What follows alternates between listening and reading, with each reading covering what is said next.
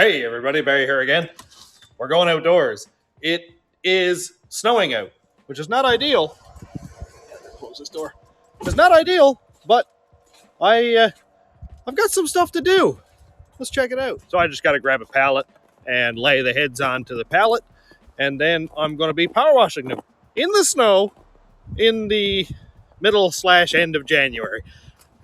Yeah, gonna be a good time. Hopefully the water doesn't freeze in the heads before I get them clean, because then that would be a bigger mess.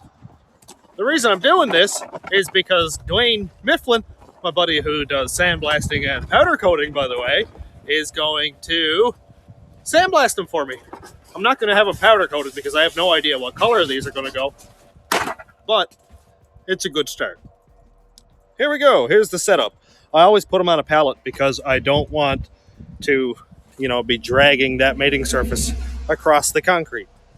That would make it not a very good seal, probably. I'm also starting to figure out this whole gimbal thing. This is really neat, man. It is absolutely something. The stability on it is wild.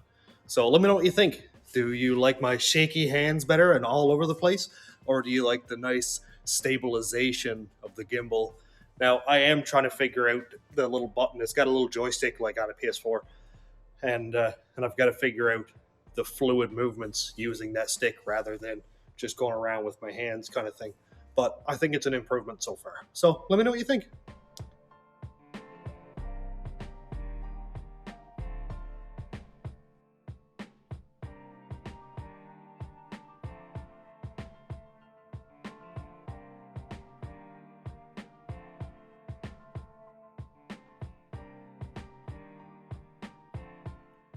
I am absolutely soaked.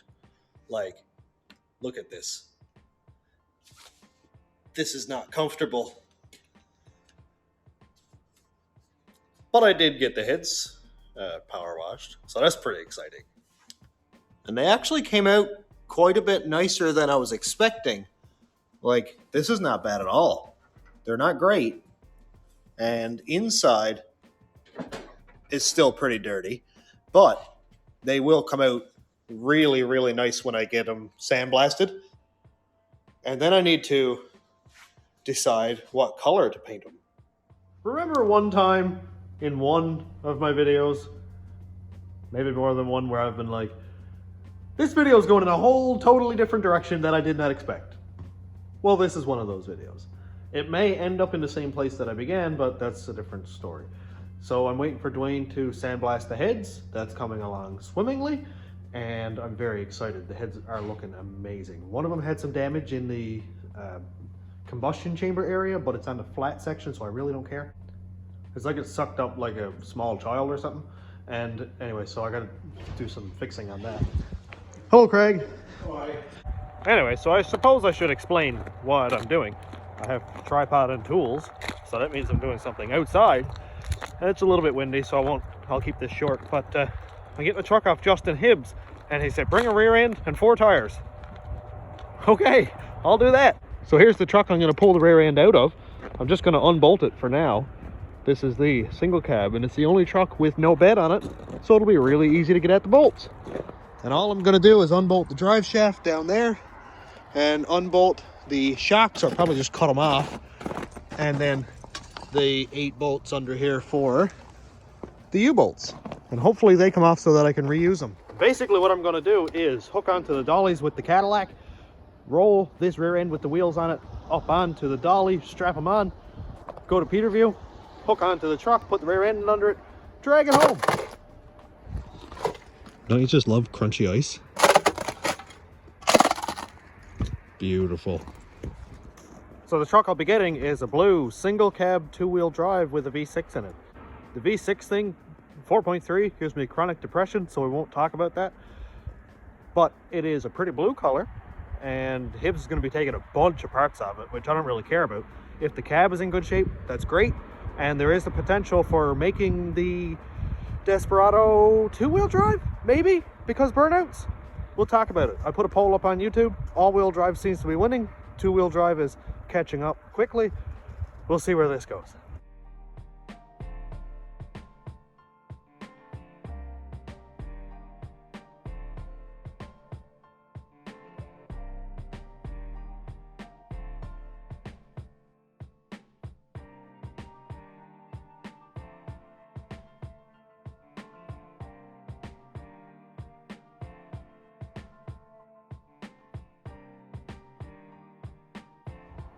I actually did it.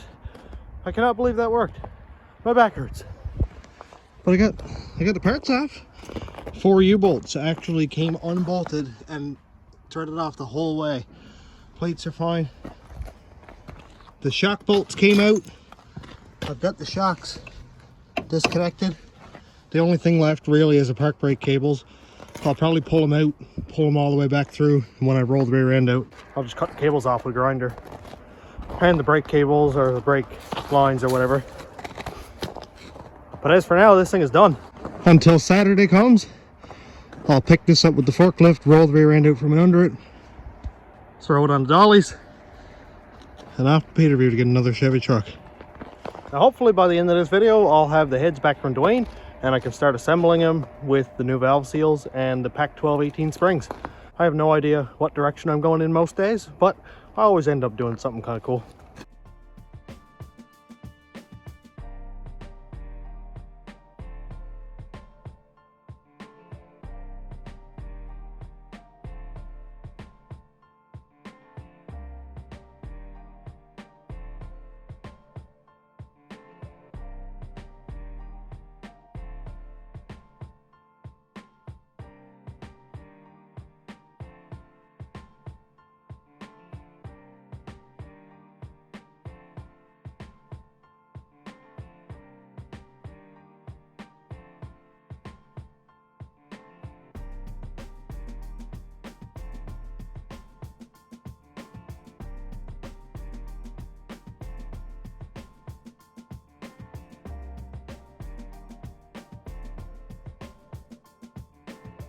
Okay, so the rear end is on the dollies. Chloe's here, and she's gonna help me. She's using ply. The doctor is in. Oh no. Okay, so we're gonna strap these wheels, this rear diff down onto the dollies because I need to take that with me tomorrow to retrieve a truck. And while we're here, I'm just gonna blow up the tires and one of these brackets, this one's tight. Make sure that they have enough air in them, because like kaboom. Yeah. I don't want them to go kaboom. That's why I'm doing this. But this bracket, here we go, this one here, that one's loose, and it has rubbed a little before, so I'm a little bit nervous.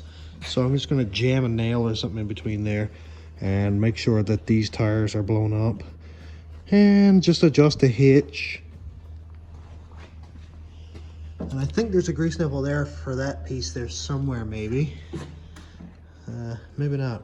But I'm going to grease up these ratchet assemblies and just basically make sure that the dolly is up to snuff and grease the bearings.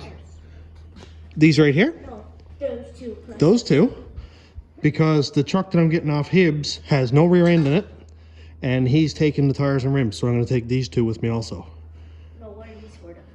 Those are attached to the rear end. That's not in his truck, so I need to bolt this rear end in under the truck and then drag it home on dollies. That's why I'm taking the rear end like that with the dollies. Cool, hey? What is it? Oh, that's park brake cables. I actually got to slice those off with the grinder too. They came, there you go. Try not to get your coveralls dirty, or your overalls. They're very cute. I don't want them to be dirty. You go to school where you're full of grease stains like I did in high school. Yeah, this is not new for me.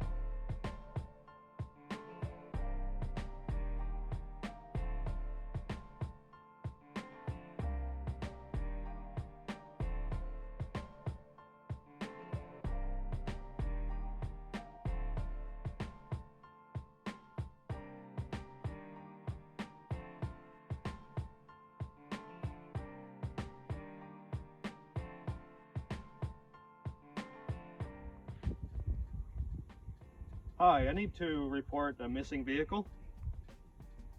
No, not stolen. Missing.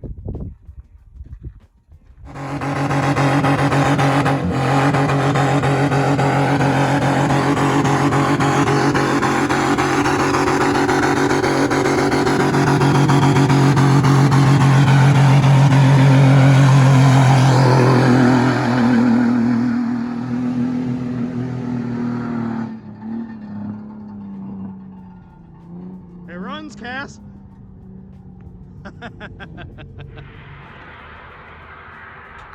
Hi, yeah, so we're good. You can disregard that last call.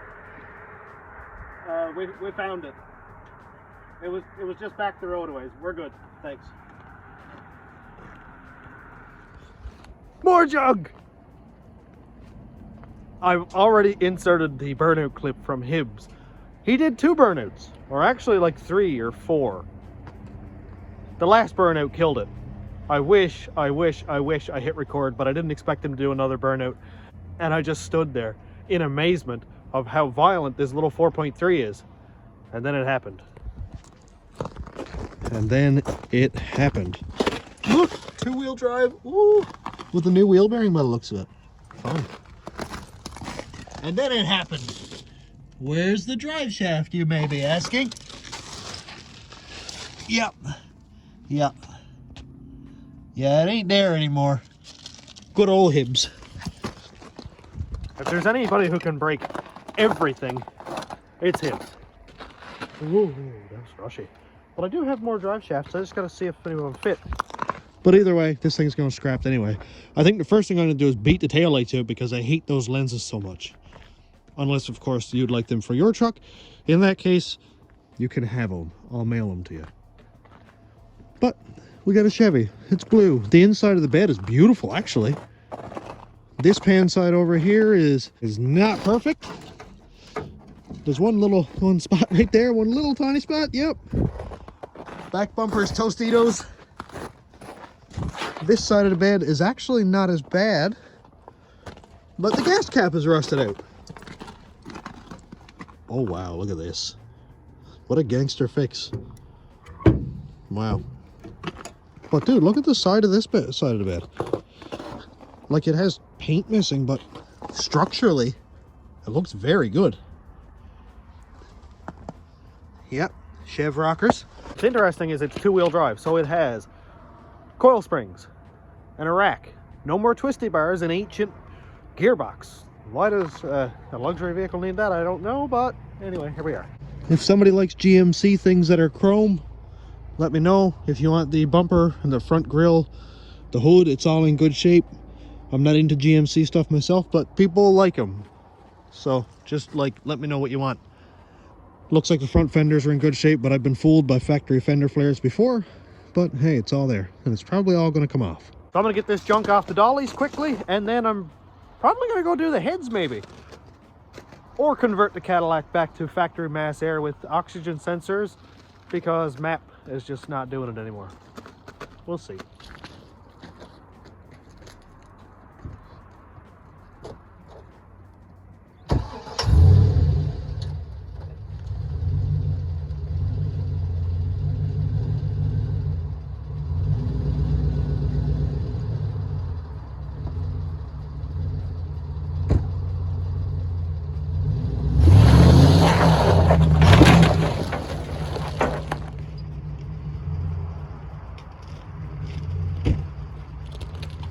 Oh no, I broke the bumper. I think it's still fine though. It's just a little bit missing. That is the easiest way to get a truck off a dolly though, I must say. Huh, bumper's fine. Just removed a couple screws. Also, that was already done.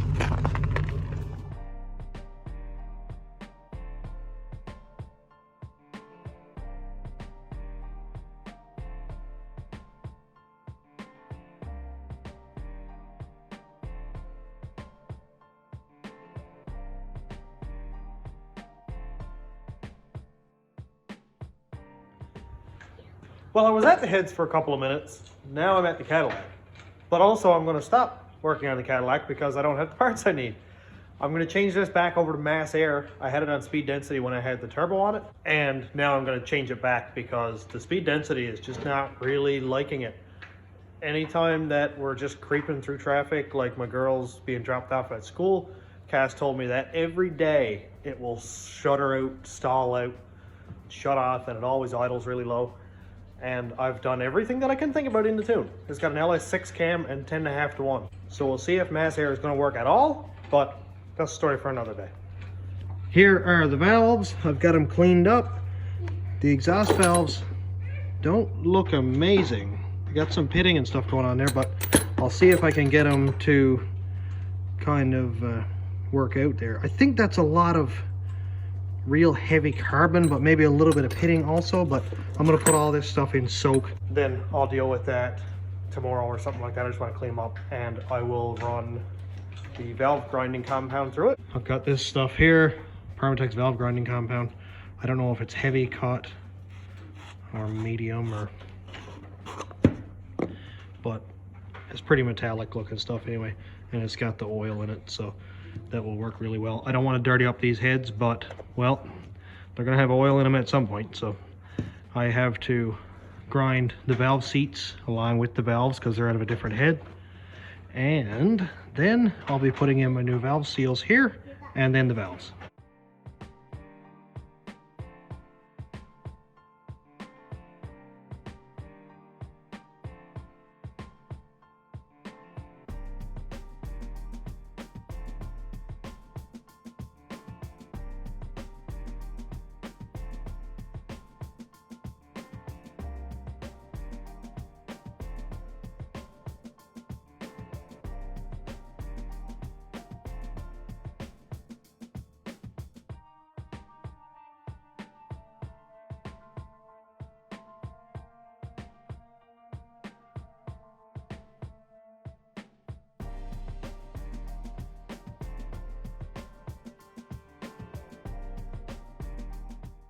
We're getting there.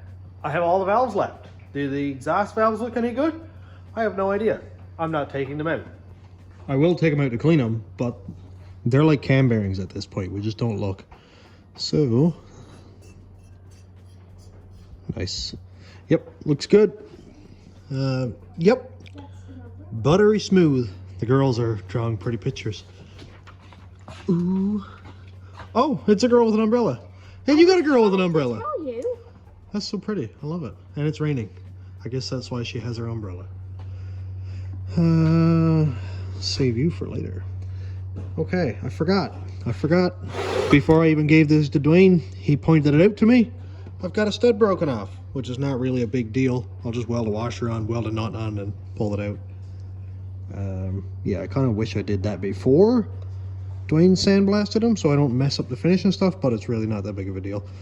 After I get that out, I will be taking all these valves out. I'll line them up where they go in which hole, and then I will power wash and clean these heads several times.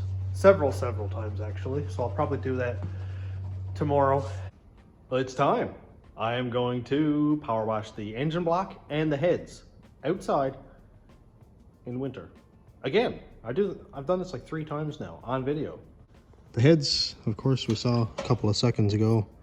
The valves are lapped, so I'm going to pop all those out and put those in a solution of some sort just to kind of degrease them. Then I'm going to power wash that and this disgusting mess. Dwayne offered to sandblast the block for me. I may take him up on it if he can get it done in a week or so. I'm just fine with that, just so I can sort of keep moving. After the block is cleaned out, I can take the crank out of another 5.3 that I have and put it in this one. So ever forward.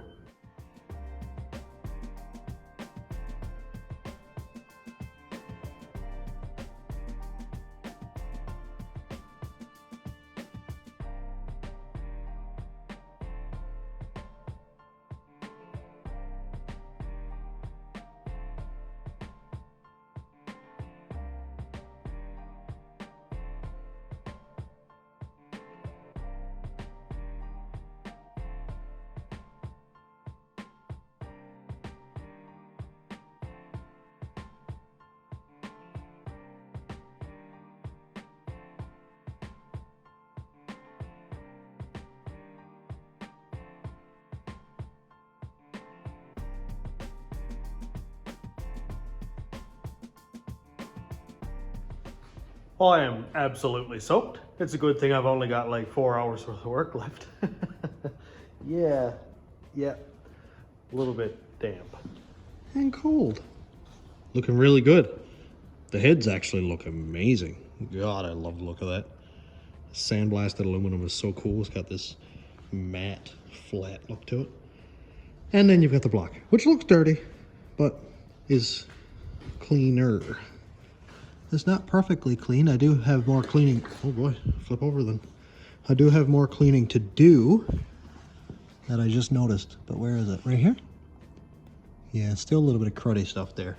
But I'll clean that up again. I just wanted it clean enough that I can work on it without getting rotten every time I touch it. And I'm gonna hone these cylinders and then I will clean the block again. So I'm gonna go put some fans on this engine block and heads so that there's no standing water in there and it doesn't get any steel parts rusty like the cylinder walls or anything.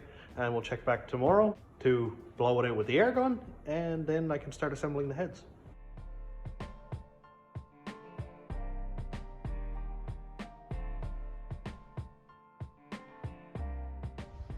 I just came across something that I haven't seen before. I've scrapped a lot of these engines.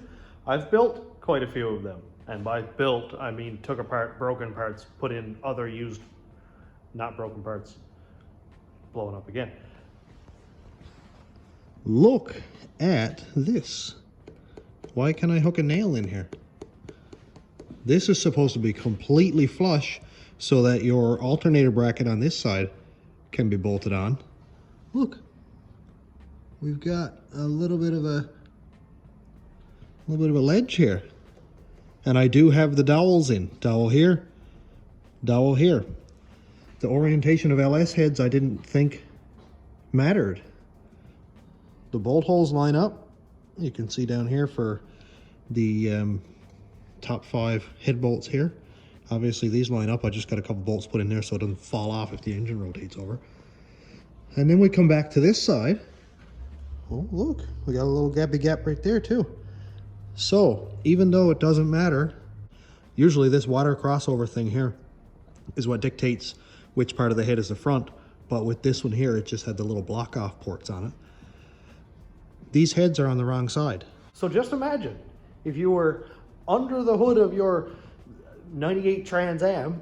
I know I said Trans Am because Frampton has one with an LS1 and a Magnuson blower, and it is tight. I think like 6 cylinders are under the cowl. Imagine putting these heads on, torquing them down, and then you're like, wait, why won't my alternator bracket bolt on correctly? That could be, that could be bad. Because as far as I knew, LS heads are exactly the same. 243. 243. There is no left or right. There's no L, there's no R. F doesn't mean front, obviously, because they're backwards. So what is it? Oh, wait a minute. Why does this have an E? And this has an F. I've never noticed this before. These two heads came off the same engine, just so everybody knows. What's the deal? Obviously this was in the front before because this is where the water coolant temperature sensor goes. I didn't know it made a difference. I've assembled probably 10 of these engines. Disassembled and reassembled the same engine a few times, but for several different vehicles. So I've never seen this before. Wow. Somebody answer me that question? I would be appreciative because that's the first time I've seen that. So I changed the heads around. E is on this side now. F is over here on the left. Still got a ledge. I don't know what it is. I don't know why. These heads are not off of this engine, but I've changed heads from several different engines. I've used 2 different heads with the same casting number from different engines on a 3rd block. What? Why do these things happen? why do these things happen? Just so we're sure, the dowels are in there. Oh man, this is weird.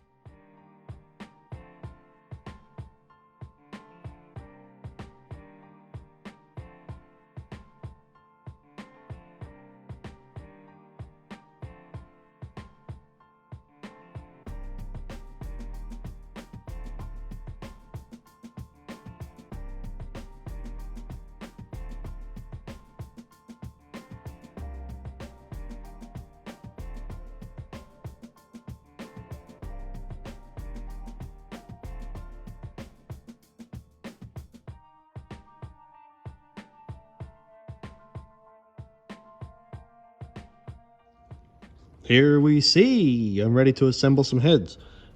I've got the keepers and the top hat things cleaned up. Some of them are darker than others. I don't know exactly why. They're not really full of oil or anything. It's just color differences, I guess. And I've got the valves over here cleaned up and put under this rag so they don't get all full of whatever I sprayed off of that. I'm just using brake cleaner. And I'm gonna go and assemble the heads now. I've got number 1 listed. If you saw in the time lapse before when I set all this up, I pulled the valves out, put them in their respective locations. So now I pull them out one at a time and go right back into the heads in the same place they came out. So I'm gonna go and put this all together. I've done all this before in real time, so I don't want to drone on with everybody who's been here for a while saying, this guy does the same thing over and over again. Because sometimes I do. This is the slow, monotonous, methodical part of building engines. And it can be kind of boring, not gonna lie.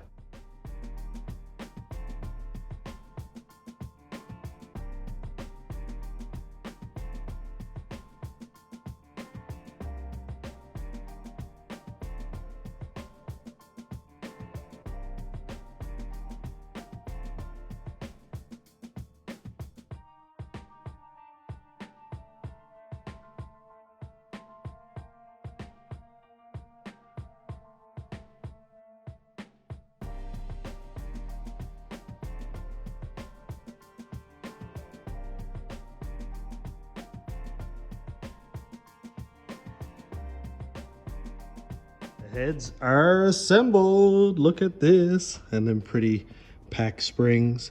I did notice when I took the parts that I had here, over here in this tray, I had a bunch of valve parts here. There's the top coil of a spring. A little bit broken. Ooh, look at that. So I must have broke a spring while I was smacking the tops to get these caps and the keepers. Or there may have been already a spring broke, but anyway, that's long gone. And for the valve seals you saw me put in, new intake and exhaust seals. The part number is right here. This is for all LS engines, I think, except for LS7 and LS9 maybe. SS71039. And they come with the intake seals labeled because I know for sure that I would mess that up. These are the valve springs that Jorge sent me. These are the Pac 12 18s, good for 595 lift. That's gonna work perfect with the sloppy stage 2 cam that he also sent, which is 585 lift. And I think it's gonna top this engine off really, really nice just to get that chunk. Like, it's almost as aggressive as the sloppy stage 3, not quite, but it'll be torque converter friendly. Hopefully, we will see. It's gonna slip a little bit with that all-wheel drive anyway. So, on that note, if anybody has like a 2500 to 3000 stall torque converter for a 4L60, can you let me know? One for cheap, or took it out of a customer's vehicle at work when they threw away their whole 4L60, like, let me know, because I'm probably gonna need a torque converter for this thing. So I'm gonna finish up here because this is good. This is progress today. I actually did something. I didn't just talk for the whole video. I do that sometimes. I will never admit it, but I do that. And also, I'm very indecisive. I've been deciding among myself and putting posts on YouTube along with some polls and asking people, should I do 2-wheel drive or all-wheel drive? It seems like the bulk of people want to see all-wheel drive. So that's what you get. So thanks for helping me decide that. But yeah, I'm all done here. So thanks for checking out the channel, and thanks to my YouTube members and subscribers and patrons. If you want to check out my Patreon, it's patreon.com/stationroadratrods. YouTube members link is down here. And also check out the Spring Store link that's in under the video for cool stuff like merch. And thanks for watching. Have a great day, everybody.